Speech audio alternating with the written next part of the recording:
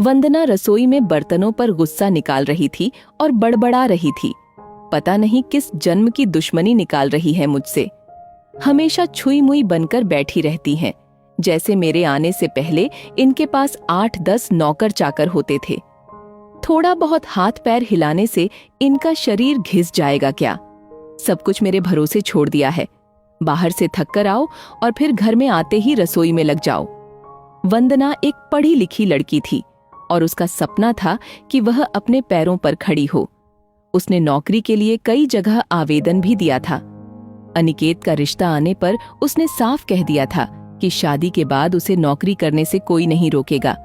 अनिकेत और उसके परिवार को इससे कोई आपत्ति नहीं थी, इसलिए रिश्ता तय हो गया। शादी के कुछ समय बाद वंदना को नौकरी का ज्वाइनिंग लेटर मिल गया। जब उसने ससुराल में नौकरी करने की बात कही तो सास रुक्मणी जी ने सबके सामने कहा था, मुझे कोई आपत्ति नहीं है कि बहू नौकरी करे। मैं ये नहीं कहूंगी कि पहले घर का सारा काम करे फिर नौकरी पर जाए, लेकिन मैं भी अब पहले की तरह पूरा घर नहीं संभाल सकती। मुझे सब कुछ मंजूर है, लेकिन मुझसे यह उम्मीद मत करना कि मैं बहू को रोटियां बनाकर खिलाऊंगी। रुक्मणी जी की यह बात सुनकर सभी हैरान हो गए थे। उनके पति ने भी चुटकी लेते हुए कहा था, मुझे नहीं पता था कि मेरी सीधी सादी पत्नी भी सास बनते ही अपना रूप बदल लेगी। लेकिन इन बातों का रुक्मणी जी पर कोई असर नहीं हुआ और वह अपनी बात पर अड़ी रहीं।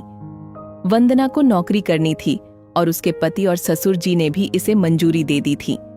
घर के कामों के लिए एक काम वाली और खाना बनाने के लिए कुक रख लिया गया। खाना बनाने वाली सुबह और शाम का खाना बनाकर चली जाती और वंदना का काम सिर्फ खाना परोसना था। समय बीतता गया और सबको इस रूटीन की आदत हो गई थी। समस्या तब होती जब कभी खाना बनाने वाली छुट्टी ले लेती थी।